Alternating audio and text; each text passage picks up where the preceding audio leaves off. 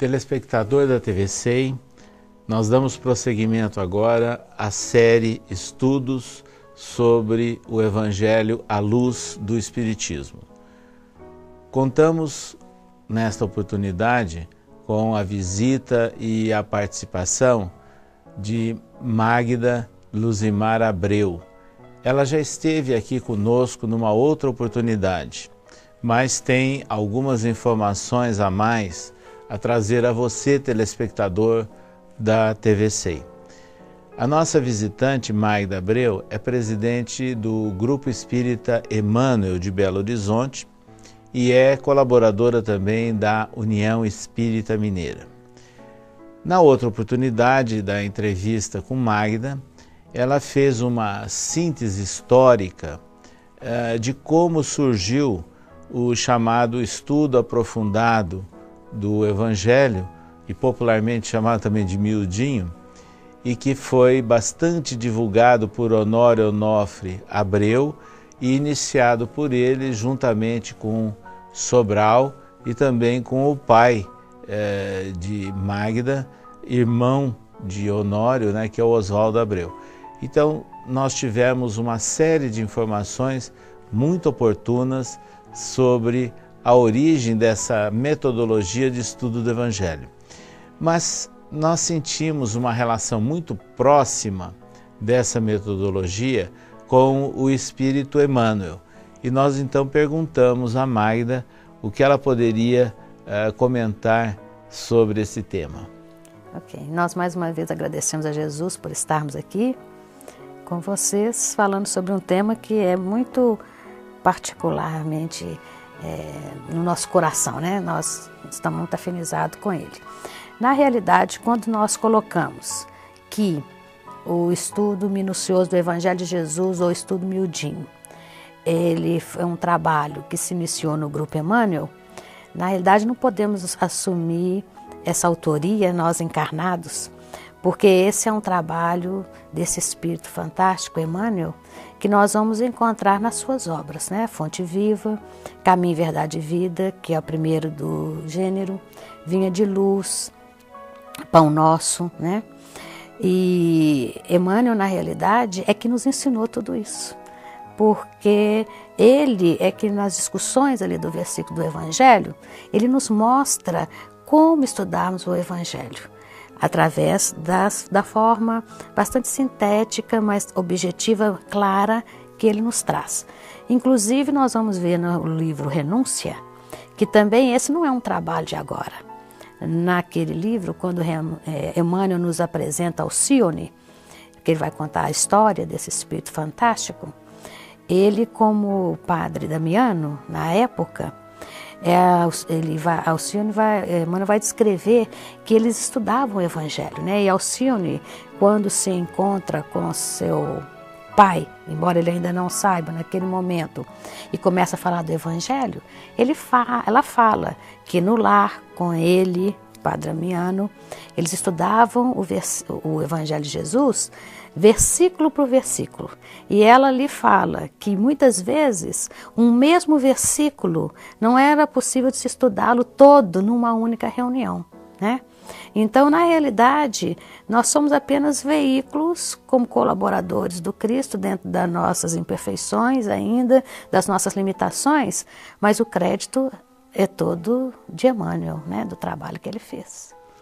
Isso significa que a inspiração, dessa equipe do Honório, Sobral, do seu pai Oswaldo, foi provavelmente lendo as obras de Emmanuel, inclusive esse trecho que você citou do romance histórico Renúncia. Exatamente, Renúncia vai nos falar sobre isso do ponto de vista histórico, e esses livros que nós mencionamos de Emmanuel vão tratar do estudo minucioso do versículo, E isso realmente inspirou o grupo, a tentar entender como que Emmanuel conseguia extrair de um versículo, e às vezes de um trecho de versículo, tantas informações preciosas, atuais e como roteiros de vida para o nosso trabalho. Inclusive Alcione no livro Renúncia, um momento ela comenta, quando ela está analisando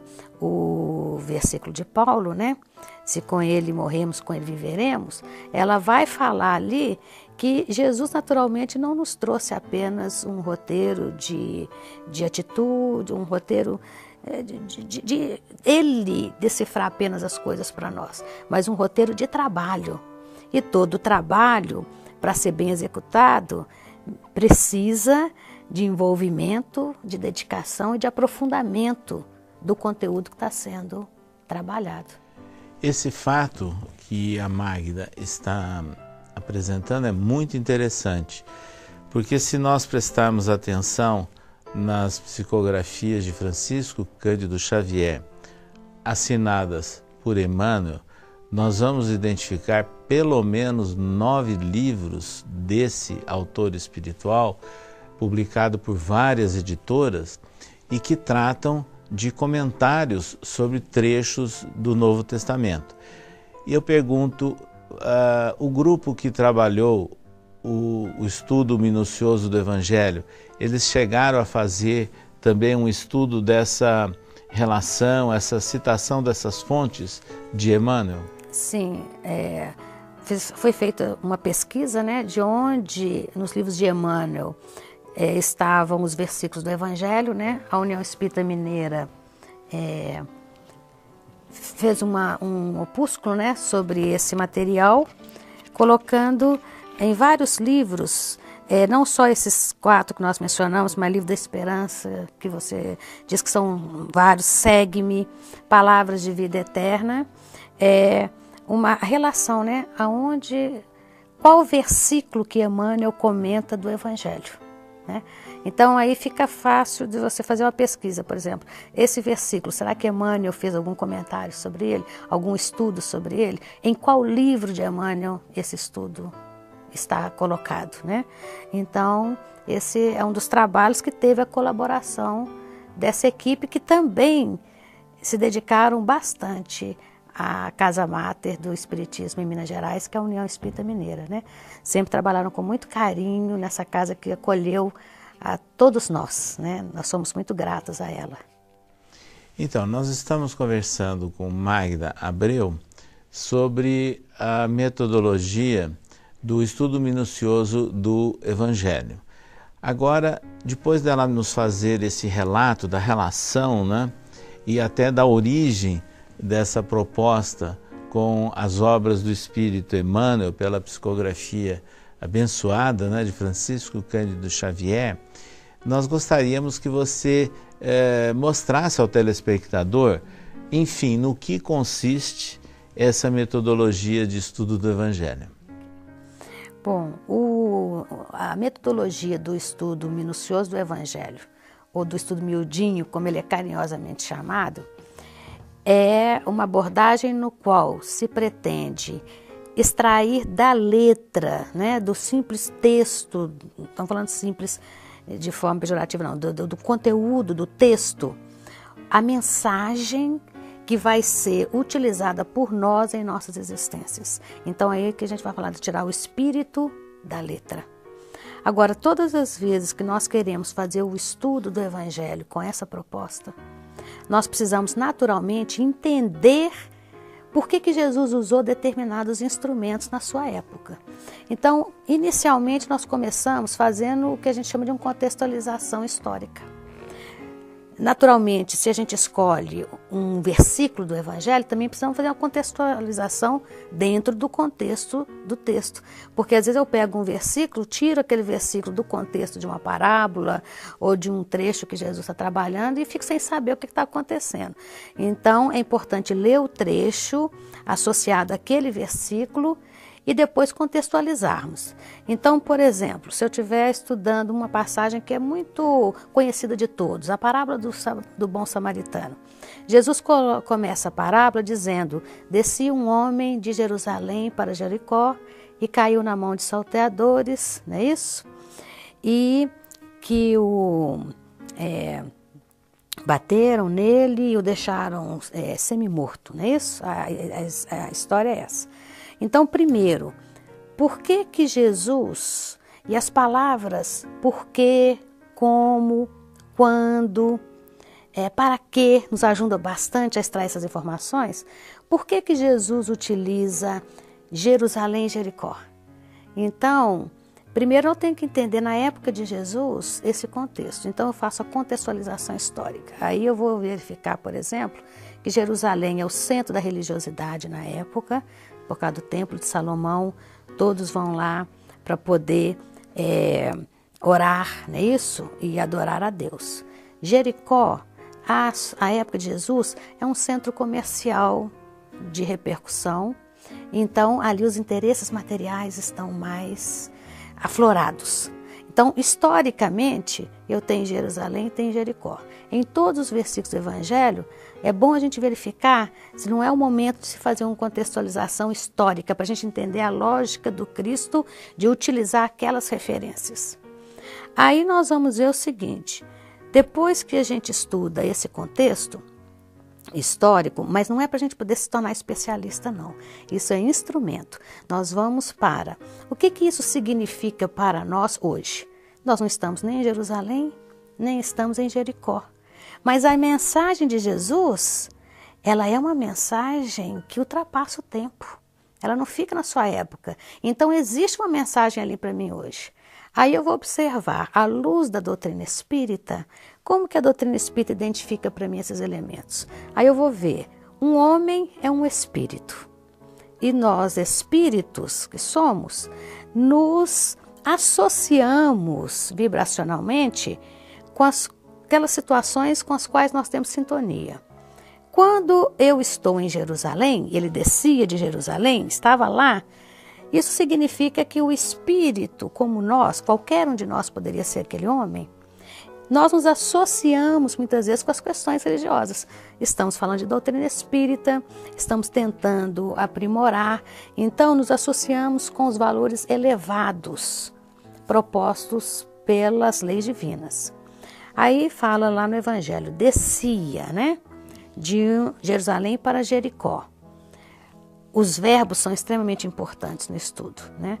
Então, Jericó, se são interesses materiais, à luz da doutrina espírita, eu entendo que o espírito também se associa muitas vezes com situações infelizes, ou com situações imediatistas, com situações que nos atendem do ponto de vista pessoal, mesmo sob o prejuízo dos outros, não é isso? Então, nós nos associamos com questões materiais. Então, essas duas associações que saíram de um contexto histórico, elas agora vieram uma realidade para o espírito, né? Aí, o que nós vamos fazer? Vamos buscar, então, entender como. Bom, como que esse espírito se comporta ao sair de Jerusalém para Jericó? O que o envolve? Uma queda. Os verbos vão indicar essas ações. Então, o descer vai indicar que o espírito sai de uma Jerusalém na época histórica e Jericó, também histórica, para hoje, na nossa realidade de espíritos, de uma sintonia de realizações superiores para uma sintonia de situações perigosas, de interesses próprios, não é isso? Então, nós vamos fazendo assim, essa associação, olhando as palavras, as localidades, o tempo, que vai nos permitindo fazer essa associação entre a letra que está lá e o espírito que está agora, utilizando como referência a doutrina espírita. Kardec resolve as nossas dúvidas. E aí, depois que nós fazemos a contextualização, pegamos as palavras para verificar se é local, se é atitude, se é ação, no caso de um verbo, aí nós vamos para aquilo que Alcione nos fala lá no livro Renúncia, porque ela nos fala lá que o Evangelho precisa ser conhecido, meditado, não é isso? Sentido e vivenciado. Aí eu começo a sentir. Como é que eu começo a sentir? É quando eu falo assim, mas eu não estou estudando Evangelho para ficar especialista apenas no Evangelho. Eu estou estudando Evangelho para me sensibilizar. Então, quando eu penso em espírito, eu falo, mas eu também sou espírito. Poderia ser eu descendo aquela estrada, não é isso? Então, nesse momento, eu me identifico com aquele personagem, trazendo de 2000 anos atrás para o meu momento atual. E aí eu vou começar a vivenciar isso. Bom, também eu no meu dia a dia, dentro do lar, dentro do meu trabalho, até mesmo dentro da casa espírita, muitas vezes estou com bons propósitos, estou vibrando em Jerusalém da minha sensibilidade, Jerusalém dos meus propósitos superiores, mas por invigilância desço e caio na Jericó das minhas situações particulares e personalísticas. E aí, naturalmente, a parábola vai se desenvolver mostrando que quando isso acontece com o Espírito, e Jesus quer mostrar ali a questão da caridade, né? Mostrando quando isso acontece com o Espírito, quais são aqueles que podem auxiliar. E aí eu posso me identificar também olhando personagens. Bom, eu tenho um fariseu, né? Tenho o doutor da lei, aí o contexto histórico vai ajudar a entender o que é o doutor da lei na época. Tem o levita, tem o samaritano, que na época era excluído, né? Quer dizer, quais são as ações? Quem sou no momento em que alguém está numa situação como daquele homem, que poderia ser a minha situação? E como que eu vou auxiliá-lo? Então a técnica tem esses 3 momentos: a contextualização histórica, a base doutrinária, para que eu possa pegar os princípios doutrinários e identificar naquelas personagens, atitudes, tempo, ações, como que a doutrina me permite entender isso, e depois como que eu exteriorizo isso vivenciando o Evangelho. Basicamente isso. Muito bem. Você fez referência, Magda, primeiramente à origem, né, dessa metodologia de estudo do Evangelho, inspirado na obra de Emmanuel, seguindo inclusive os comentários de Emmanuel em livros no gênero de Caminho, Verdade e Vida e outros, mas também você se referiu a Allan Kardec. Então, no desenvolvimento do estudo e para o atendimento dessas perguntas, né, que você fez referência, também se evoca a obra de Allan Kardec.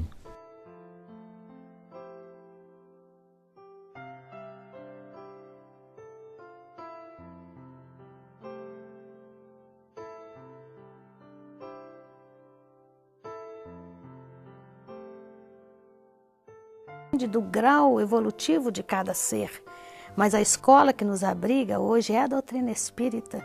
Então, o Evangelho para nós hoje, ele tem uma amplitude muito maior, um sentido muito maior, porque eu olho para cada personagem do Evangelho e vejo o espírito imortal.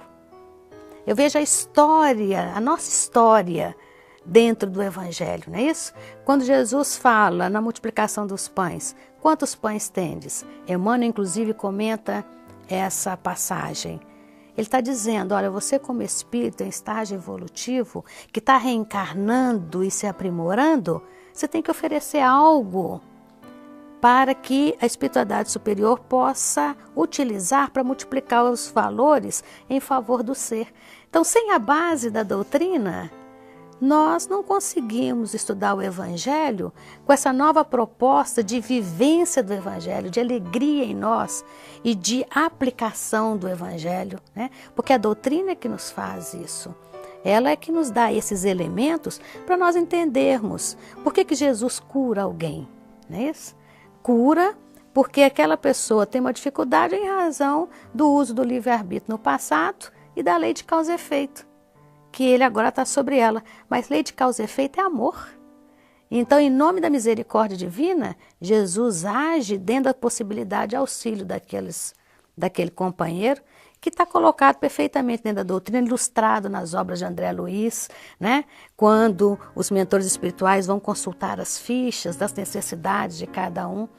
Então, é um estudo que não pode prescindir da doutrina espírita, porque é ela que vai ser a nossa segurança, para que nós não estejamos falando das nossas demandas íntimas, personalistas, mas estejamos ali com o propósito de melhoria, visando a imortalidade, visando o espírito. É melhoria para hoje e para o futuro.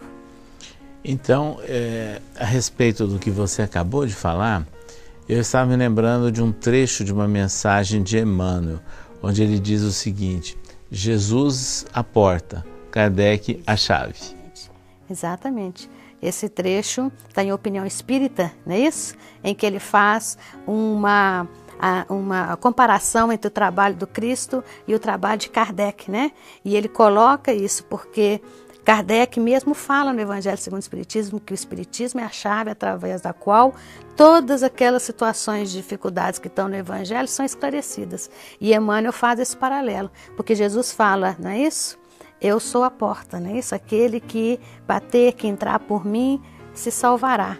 E Emmanuel fala que Kardec, então, é a chave, porque toda porta representa uma passagem de uma situação em que nós estamos para uma situação nova, para uma situação melhor. Essa porta é a mensagem do Cristo, mas a nossa chave hoje de entendimento isso é Kardec, né? É com essa chave que eu consigo entender o Evangelho nessa proposta nova, nessa proposta diferenciada, de compromisso com a mensagem. Porque antes a gente ouvia falar sobre o Evangelho, mas achávamos que só aqueles que tinham graduação, que tinham especialização para estudar sobre o Evangelho, poderiam ter autoridade para falar sobre o Evangelho. Hoje nós estamos compreendendo com Kardec que o Evangelho está dentro de nós e que todos nós temos acesso a ele, temos direito de ter acesso a esse Evangelho, mas temos compromisso, porque quem sabe precisa colocar em prática, né? Emmanuel fala que se nós soubermos fazer o bem e não o fizermos, seria melhor não sabermos. O que ele está dizendo é, conhecemos o Evangelho, então não deixemos de colocar em prática. E a mudança é fantástica, em casa, na casa espírita, porque o médium evangelizado trabalha melhor, né? O trabalho dentro da casa espírita, com todos vibrando em favor do Evangelho, nós conseguimos vivenciar e superar as nossas divergências, né? E as nossas, nem divergências, as nossas diferenças, porque todos somos diferentes. Sim. Então é interessante que você fez referência aí, que para se entender, compreender o Evangelho, às vezes não há necessidade de um preparo, né, intelectual. Significa que as pessoas mais simples, elas podem estar integradas nesse grupo de estudo e que podem acompanhar com a maior tranquilidade.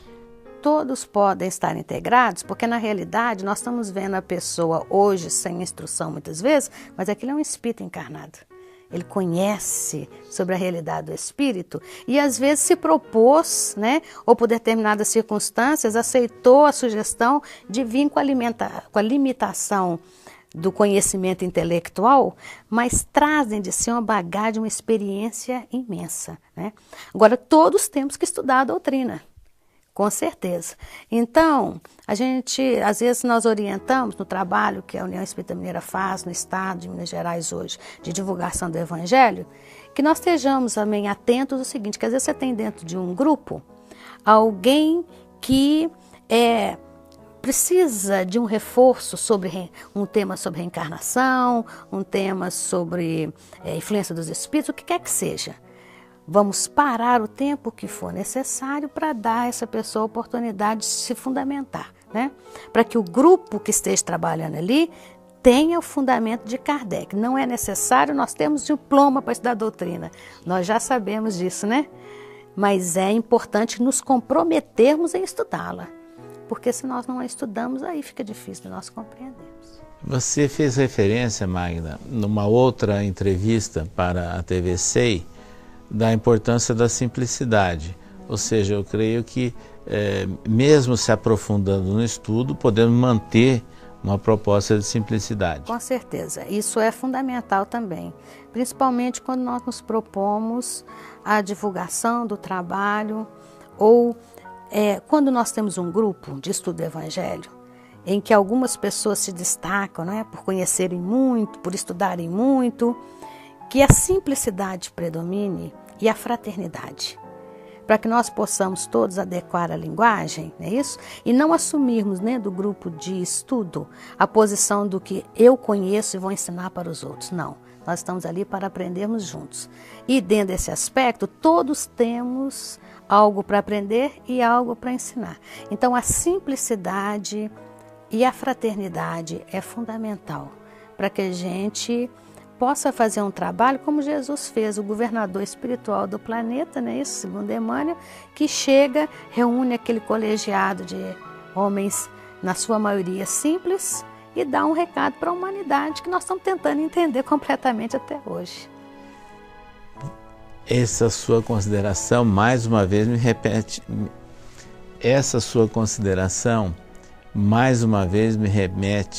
a uma mensagem de Emmanuel, o Centro Espírita, quando ele fala que o Centro Espírita é uma escola de bênçãos, onde nós podemos aprender e ensinar, quer dizer, as duas coisas de uma forma conjunta.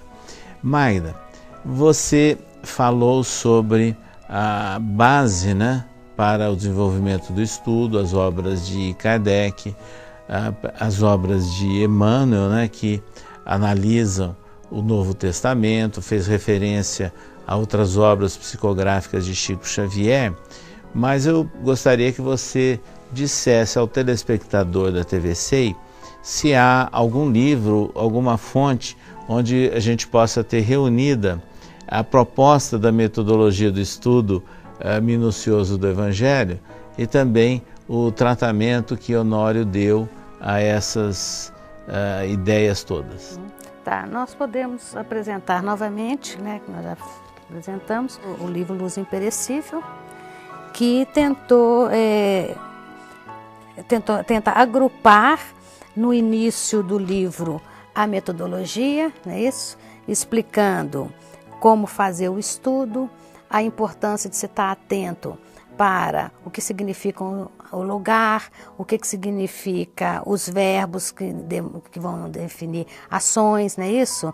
O curou de Jesus, o descer, o multiplicar, são os verbos que vão dizer sobre as ações, né? Então ele vai fazer um apanhado no início sobre a proposta, sobre o estudo, como ele funciona, a contextualização literal, a contextualização histórica, como analisar cada uma dessas palavras, os princípios fundamentais da doutrina. E depois tem uma série de passagens do Evangelho que são colocadas aqui de forma a ilustrar o método, como que ele funciona, com ideias que foram desenvolvidas nas reuniões lá no Grupo Espírita Emmanuel, né? E o livro foi lançado quando o grupo comemorou 40 anos, ele é editado pela União Espírita Mineira, né? Então o livro auxilia sobre esse aspecto com a contribuição dos encarnados para o estudo do Evangelho, inspirado na própria metodologia, né, que a gente vai identificando nas obras de Emmanuel, né? Então essa é uma obra que se propõe a isso, a dar ao estudioso do estudo do Evangelho uma forma dele ter o método e exemplos de como utilizar o método na análise de vários versículos do Evangelho. Muito bem. Chegando já próximo ao final dessa nossa entrevista, nós pedimos à Magda que nos relate como, né, que essa proposta do estudo do Evangelho tem sido divulgada pela União Espírita Mineira e também se há informações de outros grupos e centros espíritas que estejam aplicando a metodologia do estudo minucioso do Evangelho. Em Minas Gerais, a União Espírita Mineira, ela trabalha como um órgão executor do Conselho Federativo de Minas Gerais, e nós criamos lá uma equipe de divulgação do estudo minucioso que foi criada em 1997. E nas atividades do COFENG, em que nós visitamos as várias áreas do estado, essa proposta foi levada e ela tem sido já implementada em várias regiões do estado. Nós trabalhamos também com cursos que são levados para os companheiros dessas regiões, né? E nós temos então casas espíritas, né, em Minas Gerais, que têm instalada as reuniões do estudo minucioso e que estão trabalhando dentro dessa proposta. O material usado são os cursos que a gente pode oferecer, um material que a gente escreveu tipo a apostila que foi distribuída amplamente lá no estado, o Luz Imperecível, né, que nós colocamos sobre ele, falamos sobre ele. Então, nós já temos várias casas no estado de Minas Gerais que utilizam isso. Mas temos, naturalmente, casas que já tinham esse estudo, inclusive antes, em razão da divulgação que foi feita antes da criação desse trabalho, dessa equipe recente, né, de 97 para cá, dentro da União Espírita Mineira.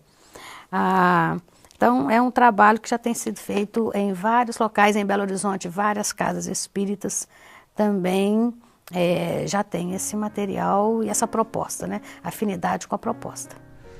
Muito bem, então nós tivemos a oportunidade de uma segunda entrevista com Magda Abreu, presidente do Grupo Espírita Emmanuel de Belo Horizonte, colaboradora também da União Espírita Mineira. Nós agradecemos, Magda, a sua participação e convidamos a você, telespectador da TV SEI, para que continue acompanhando esta série sobre estudos do Evangelho à luz do Espiritismo.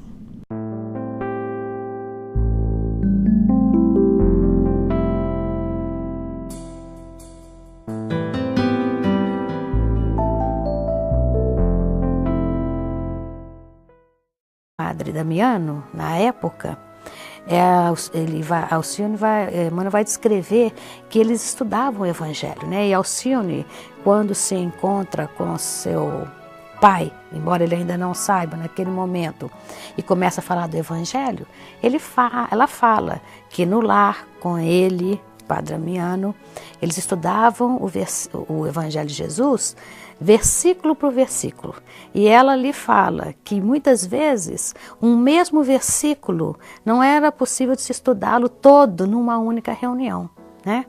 Então, na realidade, nós somos apenas veículos como colaboradores do Cristo dentro das nossas imperfeições ainda, das nossas limitações, mas o crédito é todo de Emmanuel, né, do trabalho que ele fez. Isso significa que a inspiração, né, dessa equipe, do Honório Sobral, do seu pai Oswaldo, foi provavelmente lendo as obras de Emmanuel, inclusive esse trecho que você citou.